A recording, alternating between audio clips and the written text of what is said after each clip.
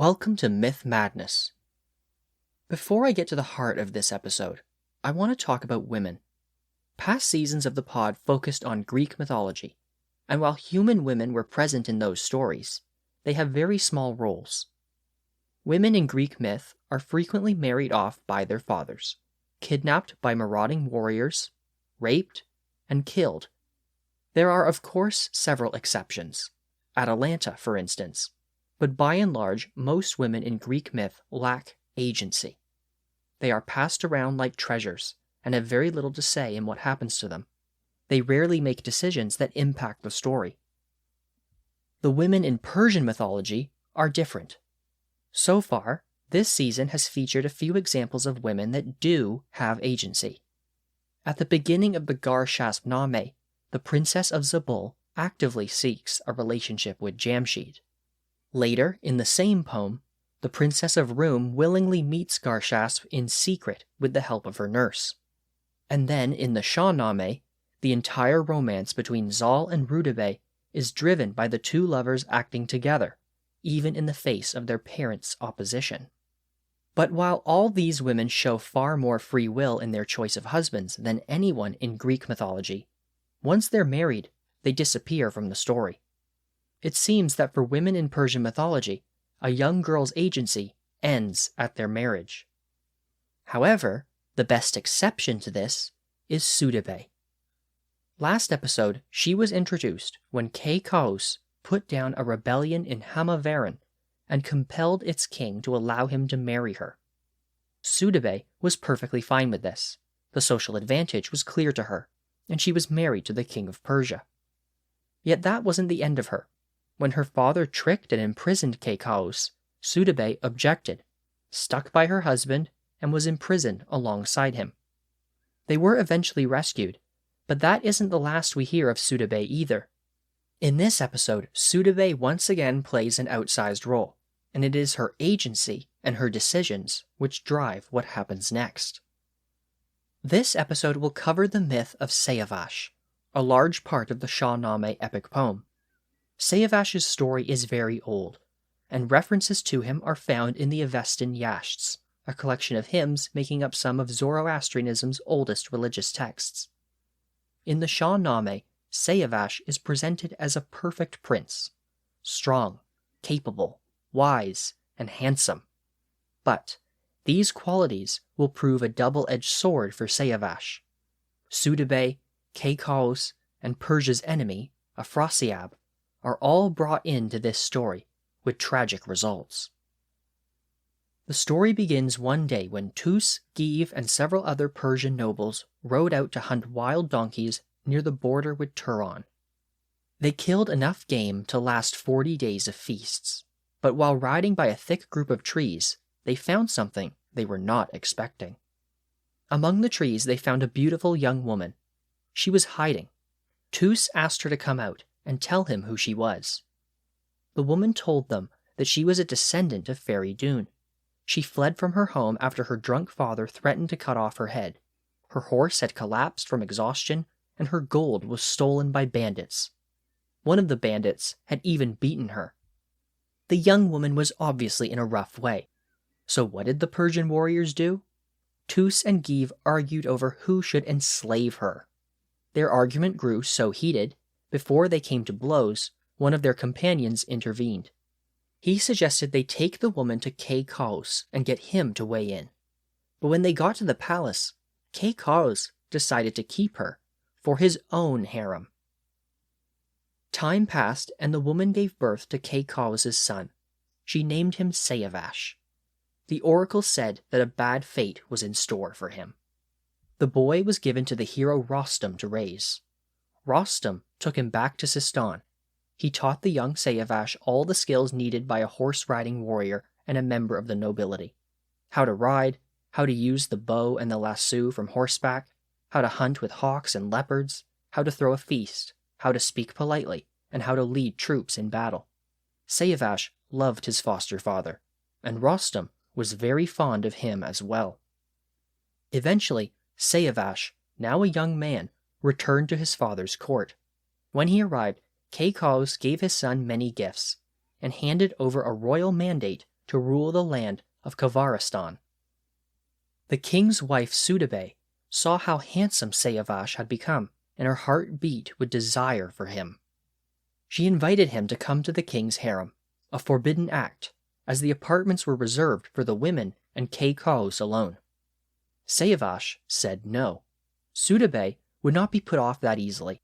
The following day she went to the king and asked him to send Seyavash to the women's apartments so he could meet his sisters and receive presents from them.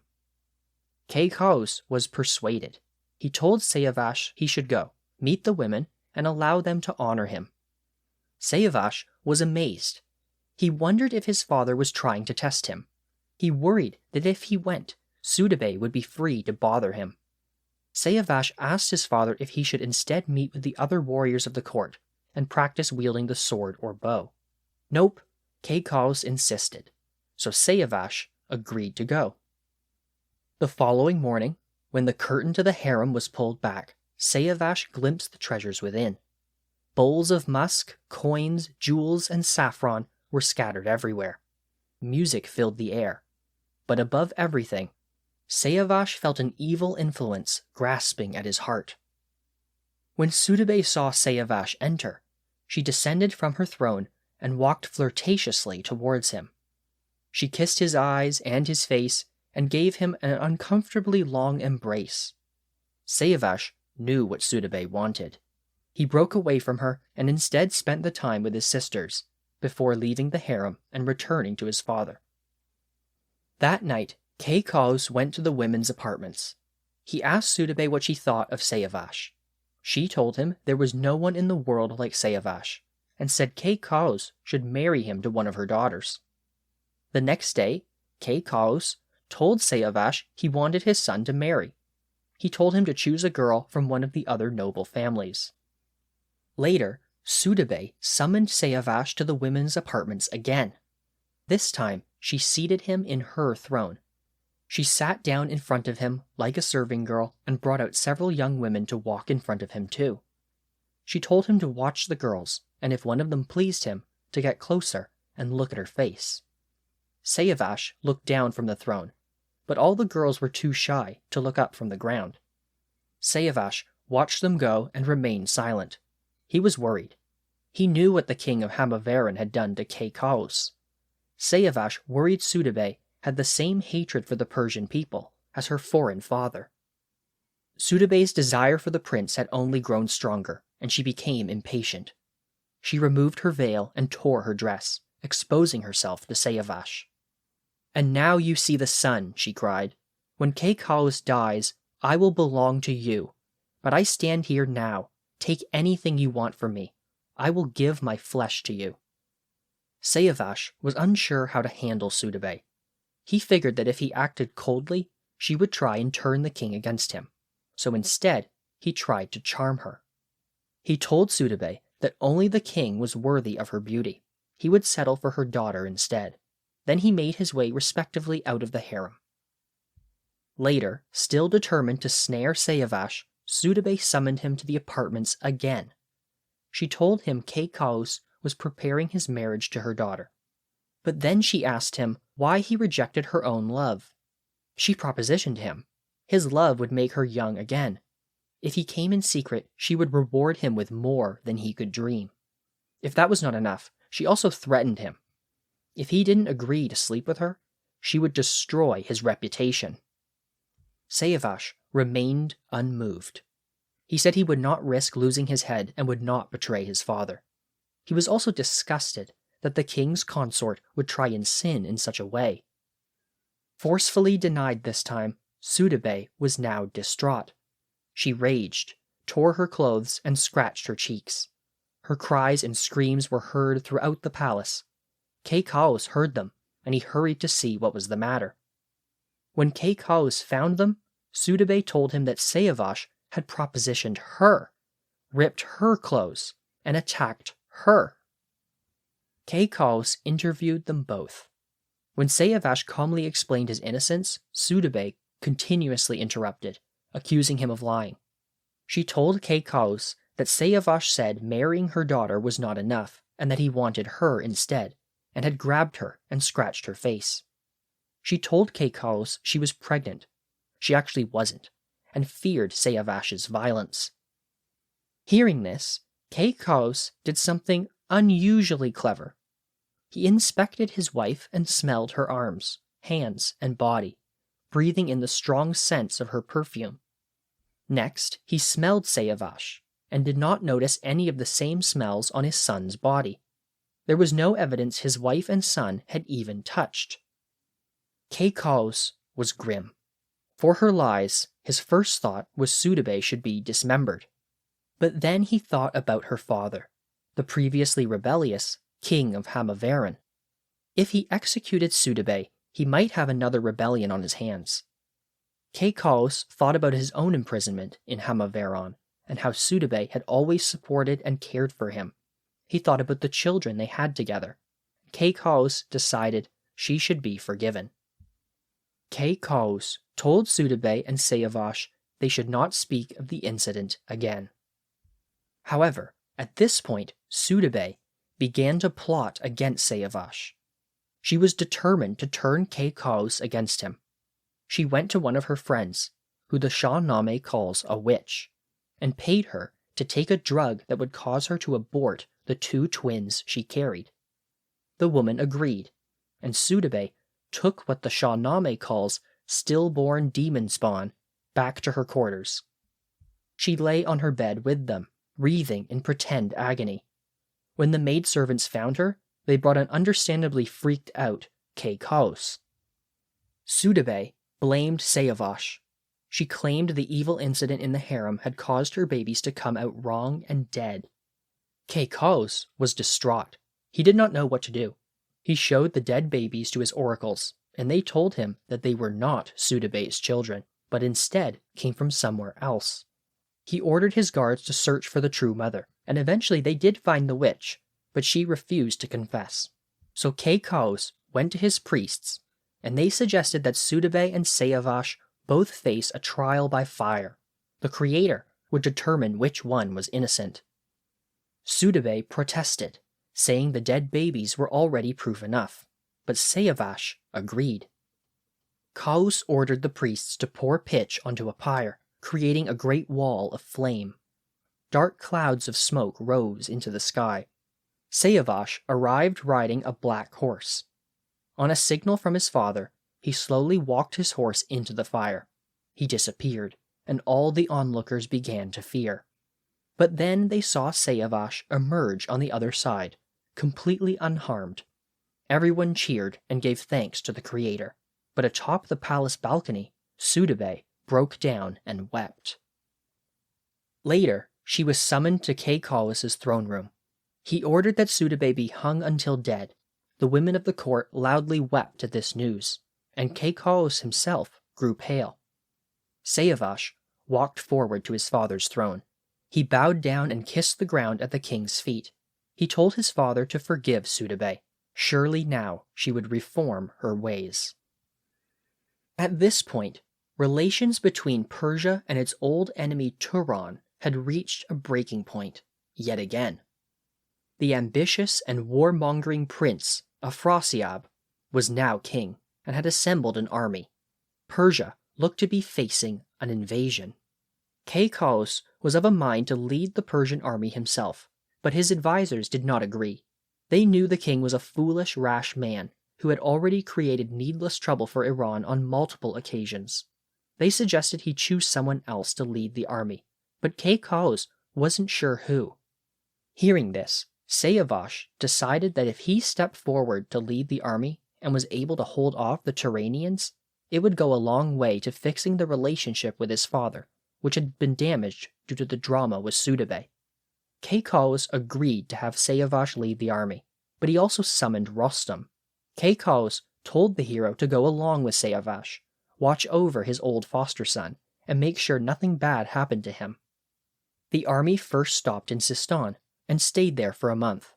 Rostam's father Zal welcomed Seyavash, and they all spent some time with wine, music, and hunting, before continuing north to Balkh, in what is now Afghanistan. The army of Turan was already camped there.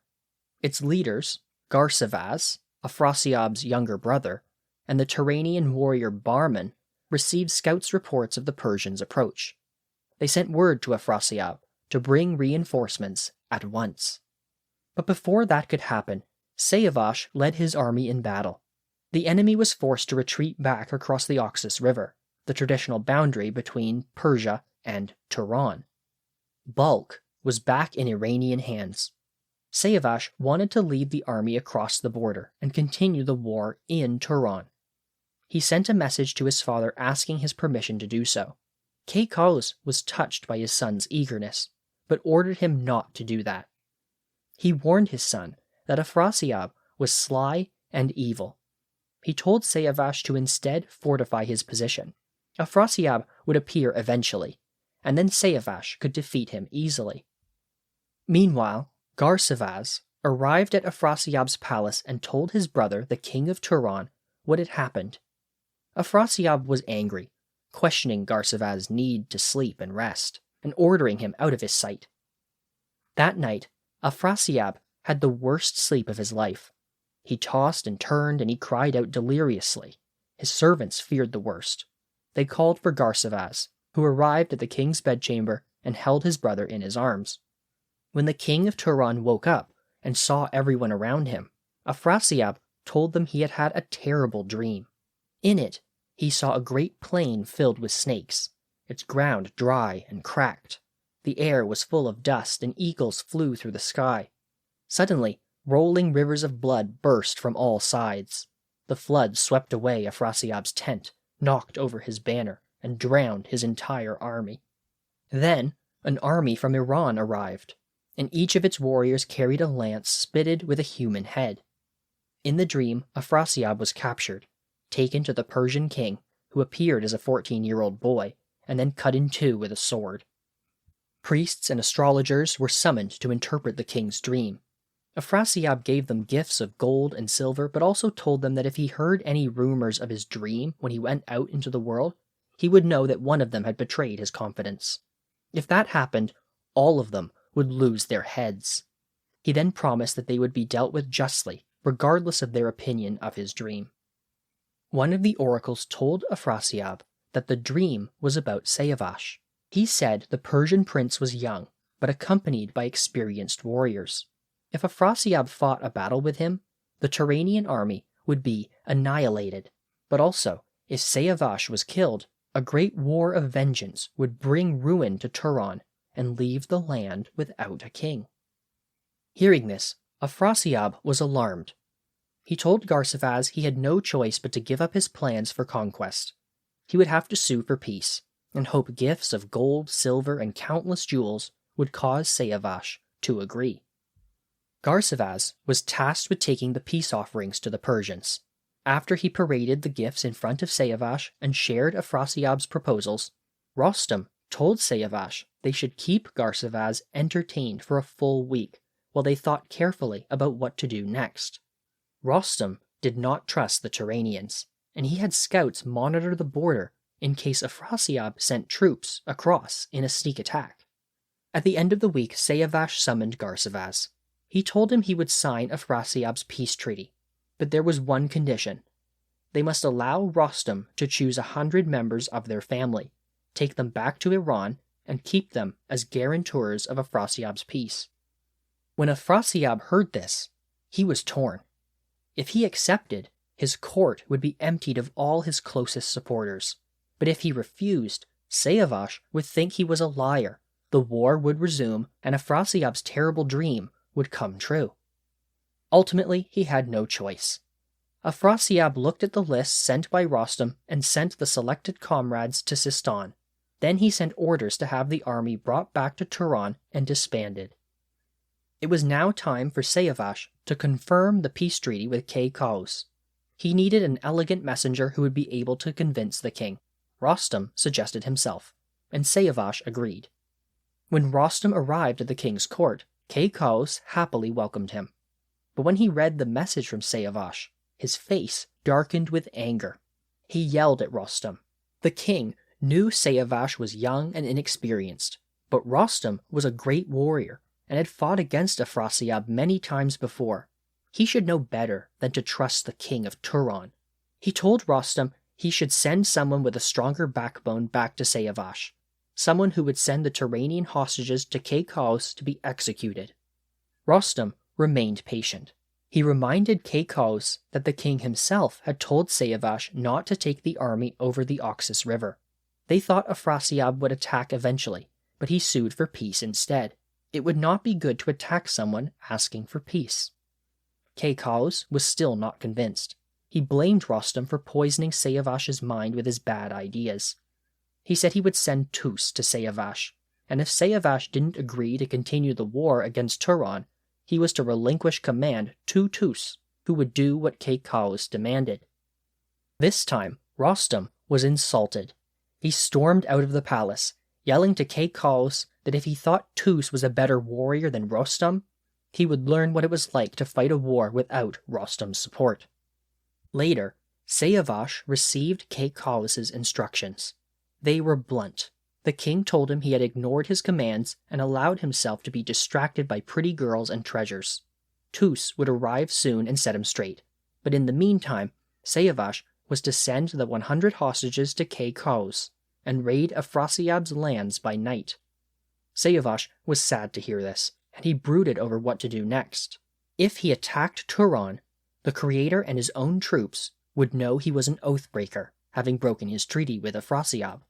If he handed the army over to Tus, his father would think him weak and faithless, which was exactly what Sudabeh had tried for so long to convince him. Seyavash summoned 2 of his men, Bahram and Zangay. He told them how Rostam had been treated, how Sudabeh had dripped poison in his father's ear for years, and the dilemma he now faced with continuing the war and breaking his agreement, or finalizing the peace treaty and thus disobeying his father. Seyavash decided he couldn't go with either option. He told Zangay to take all of the hostages back to Afrasyab. He told Bahram he was leaving him the command of the entire Persian army. Bahram should in turn hand over command to Tus whenever he arrived. The 2 men wept to hear Seyavash's instructions. They feared what fate had in store for him. Nevertheless, they agreed to do what the prince said. Seyavash had further instructions for Zangay. When he reached Afrasyab's court, he was to ask the king of Turan to grant Seyavash free passage through his territories. Seyavash expected his father Kavus to exile him when he heard what Seyavash had done, and so Seyavash had decided to wander the world and settle in a distant land where Kavus would not find him. When Zangay reached Turan, he sat with Afrasyab and repeated what Seyavash had told him. The news confused Afrasyab, and he summoned his counselor, Piran, to discuss. The 2 men were sympathetic, but Piran suggested Afrasyab go out of his way to help Seyavash. He suggested the king welcome the young Persian prince to Turan, give him a place to live, and marry him to one of his daughters. Piran told Afrasyab that Kavus was old, while Seyavash possessed the divine Far blessing that marked his right to rule. He would soon inherit the throne, and it would be good for Turan to have a friendly prince rule Iran. Afrasyab was pleased by Piran's advice, but he was also worried. He recalled an old proverb: if someone brought up a lion cub, they should expect to be mauled when it finally grew claws. Nevertheless, Afrasyab had a message sent to Seyavash, inviting him to Turan. He told the prince that the land beyond Turan was rough and hard to cross. Instead, he said Seyavash was welcome to stay in Afrasyab's palace and live with his family until he reconciled with Kavus. Seyavash set out, telling his commanders he was going to receive a secret message from Piran. However, when he reached the Oxus River, Piran welcomed him across and told him Afrasyab would be like a father to him. As Piran led the way, Seyavash passed towns which reminded him of Rostam and the beauty of Sistan. He felt shame for leaving Persia behind. Later, he asked Piran if it was truly good of him to come. Piran consoled Seyavash and told him not to worry. Afrasyab had a bad reputation outside Turan, but he did not deserve it. He was really wise and cautious and faithful to the Creator. Piran told Seyavash that if he needed help, Piran's own troops, tribe, and horsemen were Seyavash's to command. Eventually, they arrived at Gang, where Afrasyab had his royal court. The king of Turan welcomed Seyavash, and the 2 embraced and kissed each other on the head. Afrasyab took Seyavash to a palace he had prepared for the prince. They spent all night feasting and drinking wine, and by morning, the prince had forgotten about Iran. One day, the king challenged Seyavash to a friendly match of polo. When Seyavash realized the king planned for them to play on opposite sides, he suggested that Afrasyab choose another opposing captain and allow Seyavash to play on the king's side. But Afrasyab insisted, so Seyavash selected 7 of his own Persian companions to play on his side. They had a sportsmanlike game, and Afrasyab was very impressed when the Persian prince knocked the ball so high into the sky it disappeared. Next, Afrasyab wanted to see Seyavash's skill with the bow. He ordered Garsavaz to try and string Seyavash's bow, but no matter how hard the king's brother struggled, he could not. When Seyavash took his bow back, he knelt and easily bent the shaft and strung it. Afterwards, Seyavash saddled his horse and galloped towards a target. He was able to hit the target with 3 arrows before his horse reached it. Everyone who watched this was very impressed. After that, Afrasyab welcomed Seyavash on a hunt with his closest warriors. They all rode out into the countryside with their hawks and cheetahs, looking for wild donkeys that roamed the plain. When Seyavash saw one, he rode up and cut the donkey into 2 exactly equal halves. Afrasyab's warriors were worried. They feared their king had been shamed by the presence of Seyavash, and they wondered how they could oppose Seyavash's newfound influence. They were right to be worried. Back at the palace, Afrasyab spent his time more and more with the Persian prince, often speaking with him alone. He stopped speaking with Garsavaz altogether. A year passed, and Piran advised Seyavash that he should permanently stay in Turan. He should marry one of the noble ladies. Afrasyab had 3 daughters. Garsavaz had 3, and Piran had 4. All would be suitable, but Piran suggested he marry one of the kings, and he thought the best one for Seyavash was Feragis. She was tall, slender, and beautiful, but also accomplished and wise. Piran told Seyavash he would go to Afrasyab and ask about the marriage on his behalf. When Piran approached Afrasyab, the king was thoughtful, but had the same concerns as before, that a man who raised a lion cub would regret it when the lion was grown. There was also apparently a prophecy that a son born to Seyavash and Feragis would destroy Turan and conquer the world. Piran was persistent. He told Afrasyab to not pay any attention to the oracles. In reality, a prince from both the royal houses of Turan and Persia would bring peace to the 2 kingdoms. Afrasyab would not get such a chance again, and he should be sure to take it. Afrasyab agreed, and told Piran to take care of it. Seyavash told Piran to get a suitable marriage gift for Feragis. And so, just like that, the 2 were married. Afrasyab gave Seyavash overlordship of territories stretching to the Sea of China. He then told Seyavash to tour those territories and take up residence in a city that pleased him. Piran accompanied the young couple, and for a whole month Seyavash stayed as a guest of Piran's in his homeland Khotan, before arriving at the lands granted to him by Afrasyab. The local people welcomed Seyavash. It was a fertile place with lots of fresh water and good places for hunting. Seyavash decided to build a new city, one full of opulent palaces and splendid gates. Piran said he would help. However, when oracles were brought to the site, they found only bad omens. When Seyavash heard this, tears filled his eyes. He worried that his fate was to be cast down and killed, with any treasures he collected or palaces he built to pass to his enemies. He despaired that Afrasyab secretly intended to murder him.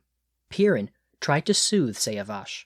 He said Afrasyab had turned away from thoughts of vengeance, and Seyavash had a great reputation. Piran promised to ensure that not even a single hair on Seyavash's head was harmed. Seyavash was not convinced. Evil fortune had followed him, and would continue to follow him. It was only a matter of time before Persia and Turan fought against each other, and the land would fill with pillage and slaughter, and Afrasyab would regret his choice. Piran was disturbed to hear this. He hoped Seyavash's prediction did not come to pass. If it did, it would be Piran's fault. No one else had expended so much energy to bring Seyavash to Turan, but Piran tried to put these bad thoughts aside. The 2 feasted for a full 7 days. On the 8th day, a letter arrived from Afrasyab, instructing Piran to lead his troops throughout the land and collect tribute for the king. Shortly after, another letter arrived, but this time for Seyavash. In it, Afrasyab said he missed the young prince and requested he instead build his city at a place not as far away. So Seyavash led his people to a new location called Korami Bahar, or Joy of Spring.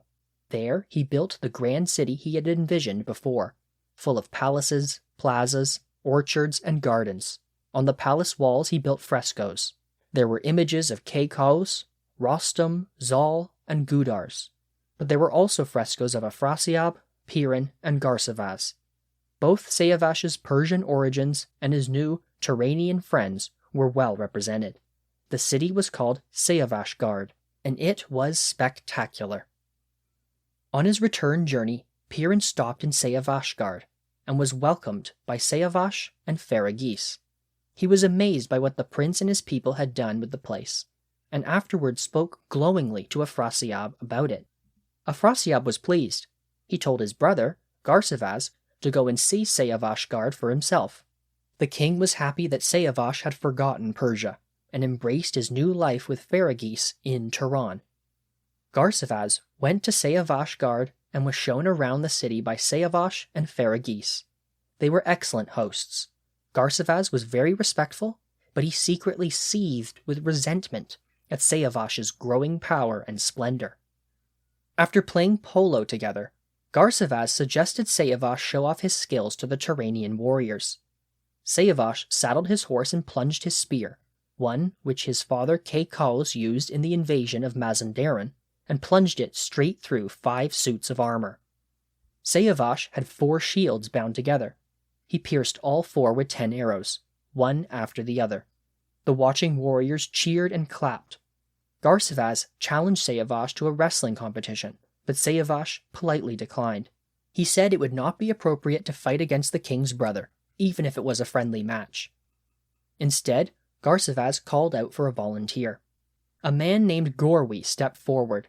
He was apparently the best wrestler in the Turanian army, but Seyavash didn't know who he was and said he should fight against 2 men together, which was not very humble of Seyavash. So, a second man, named Damar, joined Gorwi. Seyavash made quick work of both men. It was almost too easy, and Seyavash sat laughing on his throne after the match was done. Garsavaz was enraged by this, but he bit his tongue and stayed with Seyavash for a whole week before leaving. Back at Afrasyab's palace, Garsavaz waited until nightfall. When the king and him finally sat alone together, he began to spin a terrible tale. Garsavaz told Afrasyab that Seyavash was a changed man. He sat in his new city and assembled an army around him. He frequently exchanged messages with Kavus and toasted the Persian ruler's health. He was a threat, and it was foolish to think that he would heal the breach between Persia and Turan. Afrasyab was saddened to hear this. He had treated Seyavash well, gave him lands to rule over, married his daughter to him, and renounced his vengeance against Persia. He worried that he had no real excuse to move against the prince, and if he did, it would only hurt his standing with his own Turanian nobles. He considered inviting Seyavash to his palace so he could take stock of him himself. Garsavaz cautioned against this, perhaps worried that doing so would allow Afrasyab to see Garsavaz's lies. He told Afrasyab that Seyavash's power and far were so great, inviting him to court would risk the entire army abandoning Afrasyab for Seyavash.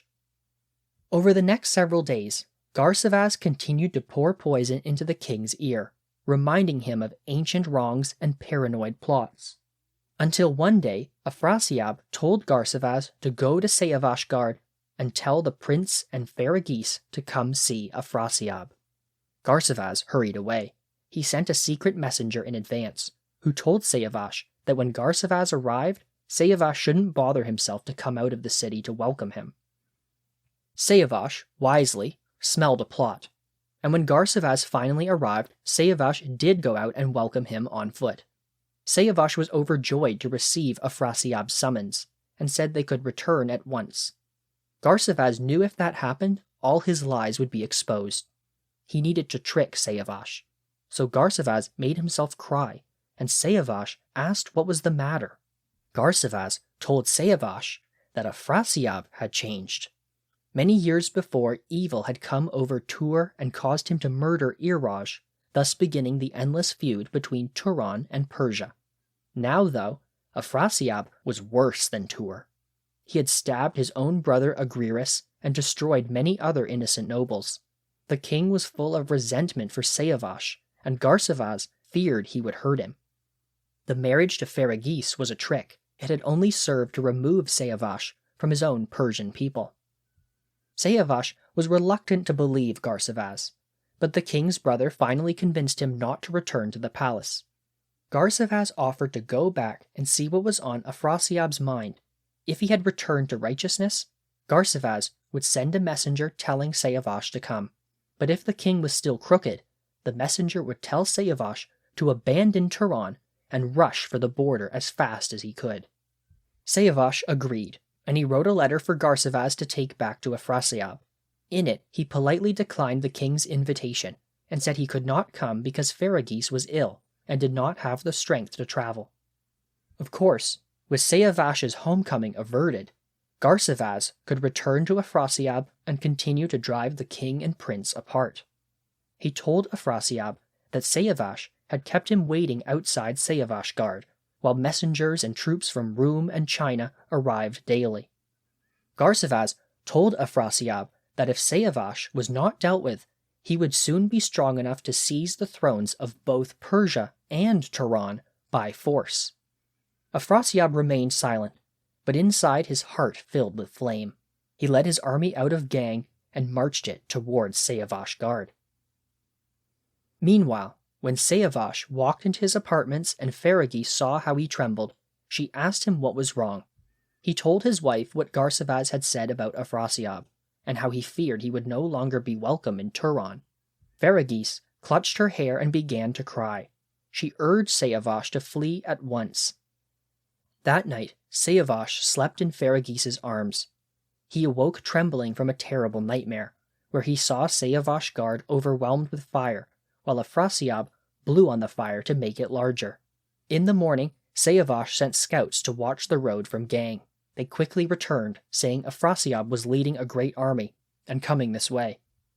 Then, a messenger from Garsevaz arrived. It told him to flee. Feragis begged Seyavash to save himself. He told her his time had come and he would soon be killed and his head cut off. At that time, Feragis was 5 months pregnant. Seyavash told her that the king's men would drag her through the streets, but Piran would eventually come and take her to his castle to live safely. He said that if she gave birth to a boy, she should name their son Kay Khosrow. The two clung to each other, grieving the fall of their little world. Then Seyavash left their apartments, gathered a group of loyal warriors, and set out for the Iranian border. They did not make it. Only a little ways outside Seyavash Guard, they encountered Afrasyab's army. The two sides drew alongside each other and prepared for battle. Seyavash called out to Afrasyab, protesting his innocence and asking why he had brought an army. Garsevaz called back and said that the very fact Seyavash arrived armed condemned him as a traitor. Afrasyab didn't waste time with words. He simply commanded his men to draw their swords and attack. The Persians fought valiantly, but were quickly overwhelmed. Seyavash was shot with arrows and fell from his horse. The Turanian warrior, Gorwi, captured him, and the prince was tied up and dragged to the king. Afrasyab ordered that Seyavash be taken into the woods nearby and decapitated. Piran's brother, Pilsam, was also there. He tried to step in and calm down the king of Turan. He told Afrasyab that acting rashly would only be doing the work of the evil spirit Ahriman. However, Garsevaz, Damur, and Gorwi would have none of it. They told the king to ignore Pilsam and not delay. At this point, Feragis entered the conversation. Presumably, she had followed Seyavash from Seyavash Guard. She begged her father not to kill her innocent husband. Doing so would only invite the wrath of Kavus, Rostam, and the other champions of Persia. Destroying Seyavash would cast Turan to the winds. Afrasyab pitied his daughter but was not deterred. he commanded that she be taken from his sight, and the guards took her away to a dark room, deep in the bowels of the palace at Seyavash guard. After that, Garsavaz and Gorwi dragged Seyavash out into the plain. They pulled out a dagger and slit the prince's throat, using a gold dish to catch his royal blood. A foul wind blew, and darkness passed over the sun and moon. The heavens were displeased, and all knew this and cursed Gorwi for bearing the evil knife. Seyavash guard echoed with the sounds of wailing. Feragis shaved her head and scratched her cheeks. She cursed her father, and when Afrasyab heard her, he ordered Garsavaz to drag his daughter into the streets, strip her naked, and beat her until she miscarried. But this was an order so awful that even Afrasyab's entourage of companions condemned it. Pilsam declared that even hell was a better place than a Turan ruled by Afrasyab. Fortunately, the nobles went to Piran, and they told him how Seyavash had been killed in such a gruesome way. They said his headless body was left to rot in a field. If Piran didn't hurry, Feragis would be killed too. Meanwhile, the guards dragged an insensible Feragis to a place of execution. Afrasyab had by this point decided to have her cut in two. But Piran rode like the wind and got there in time. He ordered the guards to wait, and then confronted Afrasyab. He asked the king if he was possessed by a demon. Killing Seyavash had only served to destroy his own reputation. But that wasn't enough. Had he now turned against his own child? Piran urged Afrasyab not to murder his own pregnant daughter. Such would truly be the height of cruelty. Instead, Piran suggested the king turn Feragis over to him. Piran would keep her at his castle, and when she gave birth, Piran would bring the baby to Afrasyab, and the king could then do whatever it was he wished. And so Piran saved Feragis, but his heart was still weighed down by what had happened to Seyavash. He had tried so hard to position the prince to be a savior, to end generations of bloodshed between Persia and Turan. Now those hopes were dashed, and more violence was on its way. Back in Iran, Rostam finally learned of Seyavash's death. The Sistani hero went into a deep despair and swore to avenge his beloved and innocent foster son. Afrasyab had executed him, but Rostam also blamed the prince's death on the actions of two others closer to home, the foolish, doddering Kavus and the duplicitous, lustful Sudabeh. Kavus was still king, and Rostam was sworn to uphold him. But the other two had no such protections from Rostam's wrath. Like a furious thundercloud, Rostam left Sistan and went directly to Kavus's palace. He barged his way into Kavus's harem and dragged Sudabeh from her apartments. Rostam killed her for her part in the young prince's downfall. Then he gathered his army and marched to Turan, setting the countryside aflame in a war of terrible vengeance. The consequences of Seyavash's death will carry on through the Shahnameh and ultimately result in the doom of many of its characters. Before ending this episode, I want to go back to something I alluded to at the beginning. As I said, Seyavash's story is very old, and references to him are found in the Avestan Yashts, a collection of hymns that make up some of Zoroastrianism's oldest religious texts. In those hymns, the only detail provided is that Seyavash's son will seek revenge on Afrasyab for his father's death. However, the later Bundahishni, which is still a few centuries older than the Shahnameh, but refers to even earlier material, gives more. It says Seyavash went to Turan to fight against Afrasyab, ended up marrying one of the king's daughters instead, and ultimately ended up getting killed there. The Bundahishni also lays blame for Seyavash leaving Iran squarely on the shoulders of Sudabeh's sinful behavior. We don't get a lot of details, but the gist of the story is the same as what's in the Shahnameh, showing that this story kept much of its original plot through the centuries. And that's the end of this episode. If you enjoyed this episode, please get the word out and share the pod with a friend. Next episode, I'll continue with more stories from the Shahnameh.